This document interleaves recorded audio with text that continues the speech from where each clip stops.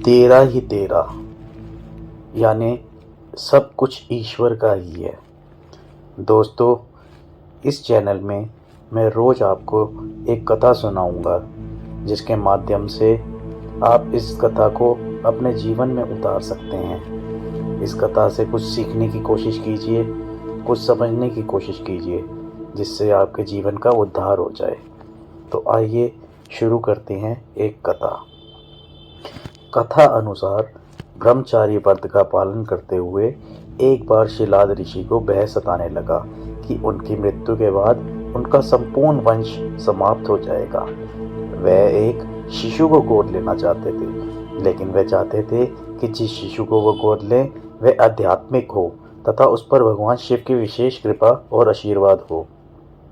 अपनी कामना की पूर्ति के लिए उन्होंने भगवान शिव का कठोर तप प्रारंभ किया। कई वर्षों तक वह तप में लीन रहे, जिससे प्रसन्न होकर भगवान शिव उनके समक्ष प्रकट हुए और उन्हें वरदान मांगने को कहा। शिलाद ऋषि ने पुत्र प्राप्ति का वरदान मांगा। भगवान शिव शिलाद ऋषि को उनका मनचाहा वरदान देकर अंतर्ध्यान हो गए। भगवान शिव के अंतर्ध्यान होने के बाद शिलाद ऋषि ने जब अपनी आंखें खोली तो उनकी गोद में एक शिशु था। उस शिशु के चेहरे पर एक अलौकिक तेज था। शिलाद ऋषि ने उसका नाम नंदी रखा और उसका पालन पोषण करने लगे। वह उससे बहुत स्नेह करते थे, किंतु नीति ने नंदी के लिए कुछ और ही लिख रखा था। एक दिन मित्र और वरुण नामक दो संत शिलाद ऋषि के आश्रम में पधारे। शिलाद ऋषि ने उनका खूब आदर सत्कार किया। नंदी ने भी उनकी बहुत सेवा की। प्रस्थान करते समय शिलाद ऋषि और नंदी ने दोनों संतों का आशीर्वाद लिया। संतों ने शिलाद ऋषि को दीर्घायु और खुशहाली का आशीर्वाद दिया, किंतु जब नंदी को आशीर्वाद देने की बारी आई तो उनके माथे पर चिंता की लकीरें खिंच गई। शिलाद ऋषि ने यह तुरंत भाप लिया। जब वह मित्र और वरुण ऋषि को आश्रम के बाहर छोड़ने गए तब उनसे पूछ लिया कि उन्होंने नंदी को लंबी आयु का आशीर्वाद क्यों नहीं दिया। तब दोनों संतों ने बताया कि नंदी अल्पायु है। यह सुनकर शिलाद ऋषि चिंताग्रस्त हो गए। नंदी ने जब पिता को चिंतित देखा तो उसका कारण पूछा। शिलाद ऋषि ने नंदी को पूरी सच्चाई बता दी। पिता की बात सुन नंदी हंसने लगे। आश्चर्यचकित पिता ने जब कारण पूछा तो नंदी बोले, पिताश्री, आपने मुझे भगवान शिव की कृपा से प्राप्त किया है। जिन पर शिव जी की कृपा होती है उन्हें कोई संकट छू नहीं सकता। यह कहकर वह पिता का आशीर्वाद प्राप्त कर भगवान शिव की तपस्या करने वन चले गए और तप करने लगे।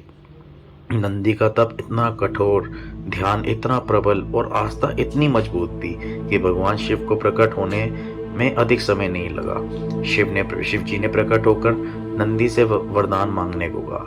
नंदी के पूरी उम्र उनका सानिध्य मांग लिया। तब शिव ने उन्हें बैल का चेहरा प्रदान कर अपने वाहन के रूप में स्वीकार किया और अपने गणों में सर्वोच्च स्थान प्रदान किया। शिव जी ने आशीर्वाद से नंदी मृत्यु के भय से मुक्त होकर अजर अमर हो गए।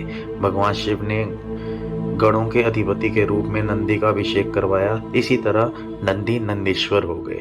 भगवान शिव ने नंदी को वरदान दिया कि वह जहाँ उनका निवास होगा वहीं नंदी का भी निवास होगा। माना जाता है कि तब से शिव मंदिर में शिवलिंग के साथ नंदी जी की भी स्थापना की जाती है। नंदी पवित्रता, विवेक, बुद्धि और ज्ञान के प्रतीक है। उनका हर क्षण भगवान को समर्पित है।